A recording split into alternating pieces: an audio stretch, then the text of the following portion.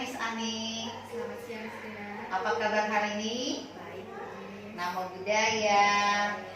Baik, sebelum kita mulai wawancara kita tentang pengambilan keputusan berbasis nilai-nilai kebajikan sebagai pemimpin, mohon izin Miss Ani perkenalkan sebentar. Baik. Selamat siang, nama saya Ani Novita. Saya adalah Kepala Sekolah TK Budiarma Batam. Terima kasih Miss. Baik, kita langsung ke pertanyaan yang pertama ya Miss ya. Selama ini bagaimana Miss dapat mengidentifikasi kasus-kasus yang merupakan dilema etika atau rujukan moral? Untuk mengidentifikasi antara dilema etika atau rujukan moral, yang pertama tentunya kita harus tahu perbedaannya ya antara dilema etika dan rujukan moral.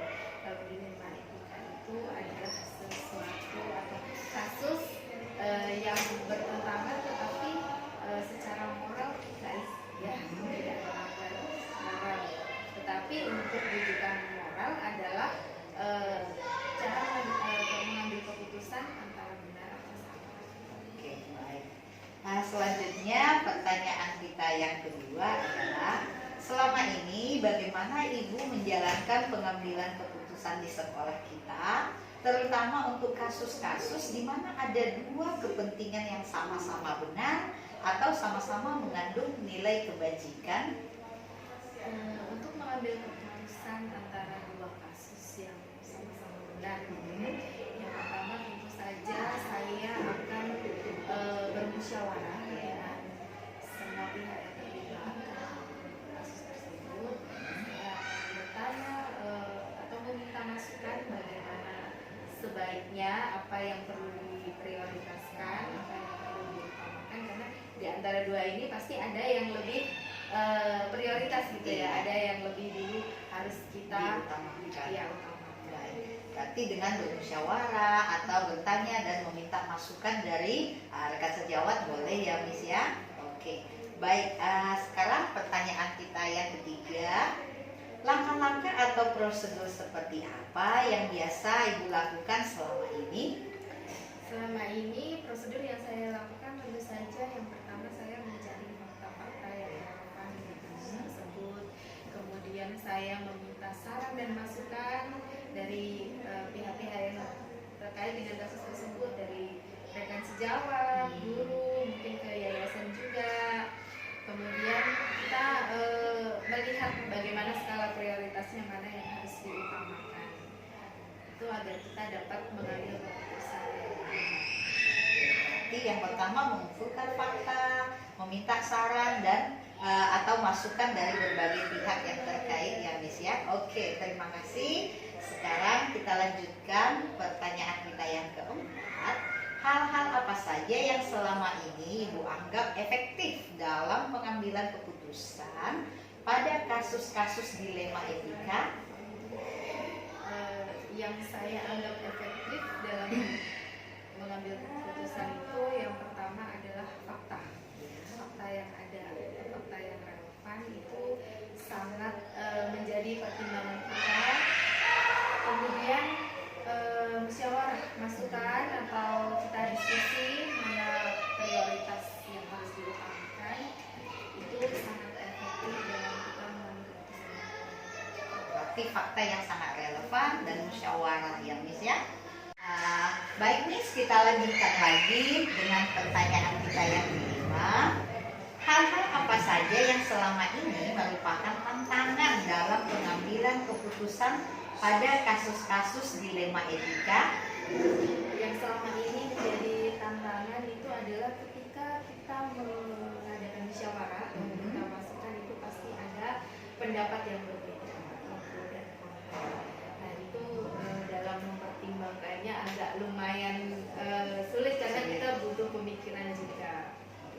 Berarti dengan adanya tantangan itu berarti yang ada yang pro, ada yang kontra, itu merupakan suatu tantangan ya dalam pengambilan keputusan ya Miss ya. Oke, baik, selanjutnya apakah Ibu memiliki tatkala atau jadwal tertentu dalam sebuah penyelesaian kasus dilema etika? dan apakah langsung menyelesaikan di tempat atau memiliki sebuah jadwal untuk menyelesaikannya?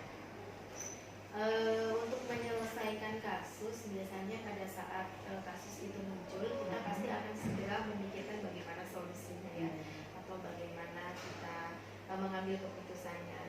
Biasanya tidak terjadwal karena kasus itu kan kadang tidak terduga juga. Tapi setelah kasus muncul, pasti kita akan segera selesaikan dengan langkah-langkah seperti tadi yang saya sebutkan itu. Jadi bisa dikatakan kalau ada kasus ya kita selesaikan Langsung selesaikan. Berarti Berarti jika ada kasus, paling tidak sebisa mungkin kita harus menyelesaikan saat itu juga ya Miss ya. Oke, terima kasih. Baik, sekarang pertanyaan kita yang ketujuh adalah apakah adakah seseorang atau faktor-faktor yang selama ini mempermudah atau membantu Anda atau Miss dalam pengambilan keputusan dalam kasus-kasus dilema etika ini? tentu ada, karena saya kan kalau ada kasus sering meminta masukan atau musyawarah diskusi.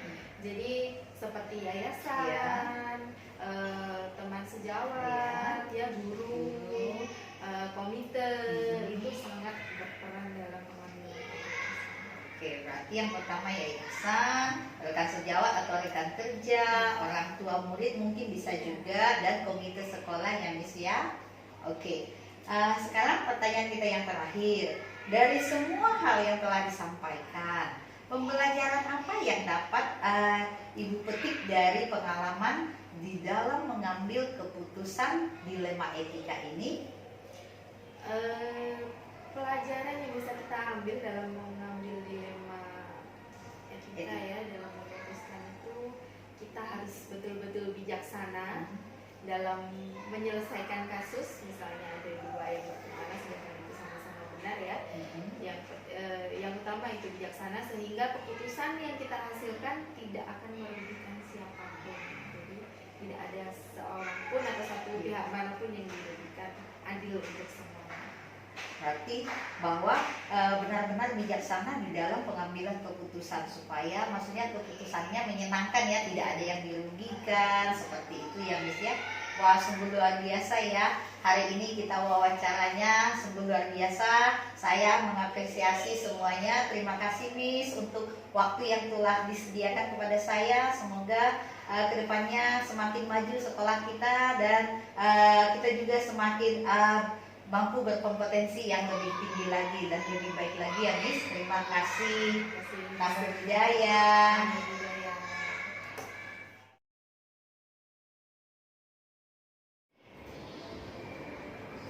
Selamat siang Pak Wid. Selamat siang Bu Namo Rina. Buddhaya. Namo Buddhaya.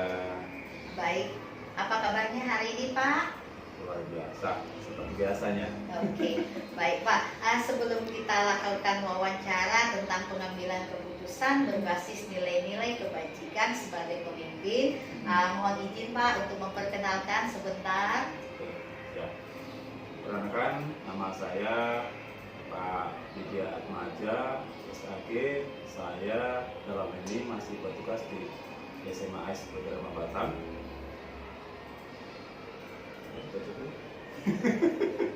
Oke Pak, baik. Nah, ada beberapa pertanyaan yang mau saya tanya ke Bapak tentang kepemimpinan sebagai kepala sekolah. Yang pertama, nah selama ini bagaimana Bapak mengidentifikasi kasus-kasus yang merupakan dilema etika ataupun rujukan moral yang ada di sekolah kita ini? Oke, baik Bu Rina. Ya, di instansi kita ini memang ya masalah ada ya, masalah masih ada dimanapun masih ada. Nah, kita sebagai pimpinan dalam hal ini dalam mengidentifikasi permasalahan itu kita harus cukup jeli. Ya, kita cukup jeli, kita harus melihat dari berbagai sisi apakah kasus ini hanya melibatkan perseorangan atau melibatkan kelompok atau melibatkan yang lebih besar lagi ya. Jadi kita harus jadi benar-benar dan kita bangun komunikasi dengan banyak pihak untuk memahami sebuah kasus apakah bisa kita selesaikan sendiri atau tidak. Baik Pak, berarti yang pertama kita harus identifikasi kasusnya Iya, dulu ya betul. Pak ya. Kemudian kita berkomunikasi khususnya dengan warga sekolah ya Pak Betul, ya. betul, betul. Baik, terima kasih Pak. Untuk selanjutnya, selama ini bagaimana Bapak menjalankan pengambilan keputusan di sekolah kita ini? Terutama untuk kasus-kasus di mana ada dua kepentingan yang sama-sama benar atau sama-sama mengandung nilai kebajikan. Oke, ya. Biasanya kalau terkait dengan kasus yang seperti ini, saya mengajunya kepada siapa yang akan mendapatkan hasil lebih besar. Jadi maksudnya ini, kalau ada masalah yang melibatkan sedikit personal dengan banyak personal, berarti kita dahulukan yang banyak personal karena akan pengaruhnya lebih besar ke banyak orang dibandingkan yang personal tadi. Iya. Itu kurang lebih. Oke Pak, baik. Pertanyaan yang ketiga, langkah-langkah atau prosedur seperti apa yang biasanya Bapak lakukan selama ini? Ya, biasanya saya akan mencari fakta terkait dengan peristiwa yang terjadi, baik langsung dengan pelakunya ataupun dengan teman-teman sekitarnya ataupun dengan bapak ibu guru yang ada di sekolah. Seberapa besar pengetahuan mereka terkait dengan kasus tersebut. Berarti mengumpulkan fakta-fakta yang relevan ya Pak Iya, ya? iya. Oke baik, terima kasih Pak. Yang selanjutnya kita lanjut pertanyaan yang keempat. Hal-hal apa saja yang selama ini Bapak anggap efektif dalam pengambilan keputusan pada kasus-kasus dilema etika ini? Ya, baik. Kita harus paham terkait dengan inti masalahnya. Ya, kita harus bisa menyederhanakan sampai ke titik awalnya.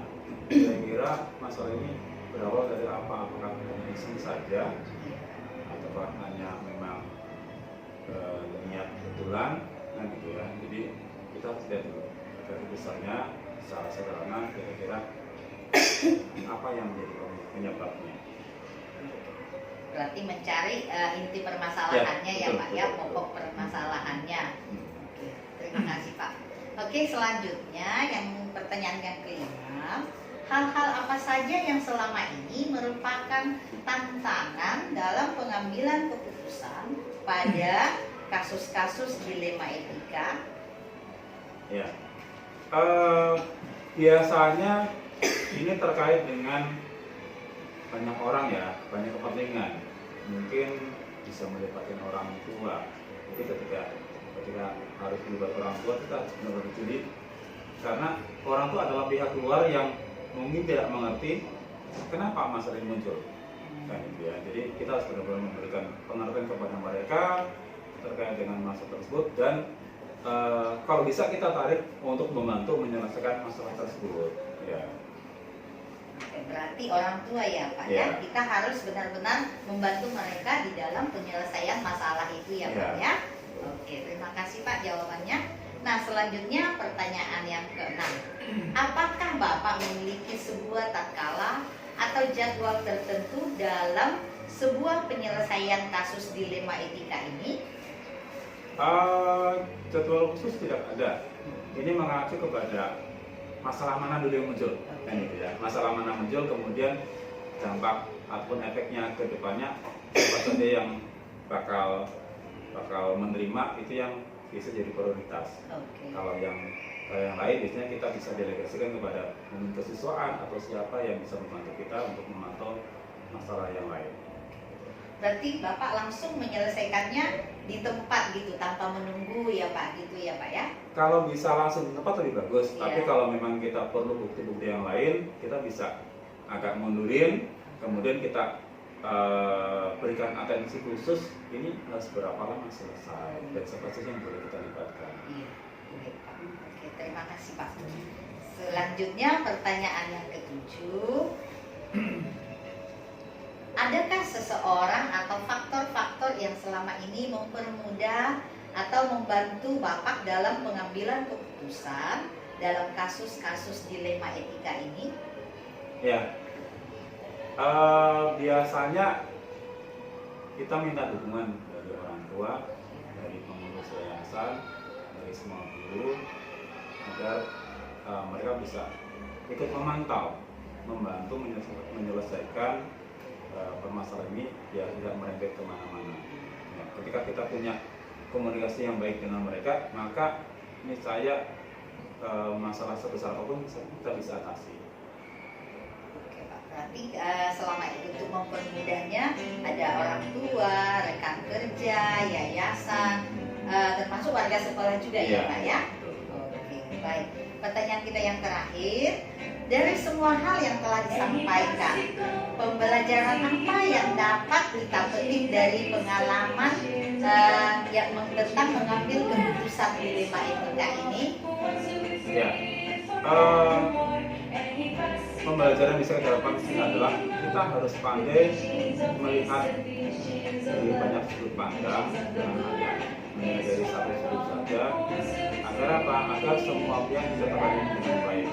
Ketika semua pihak bisa terlayani dengan baik, maka mereka bisa merasa puas apa yang kita ambil tersebut, dan tidak akan menimbulkan dampak tambahan belakang. Terima kasih Pak buat hari ini wawancaranya yang sangat sungguh luar biasa. Saya sangat mengapresiasi Pak ya. Terima kasih untuk waktu dan kesempatan yang diberikan kepada saya semua untuk kemajuan sekolah kita.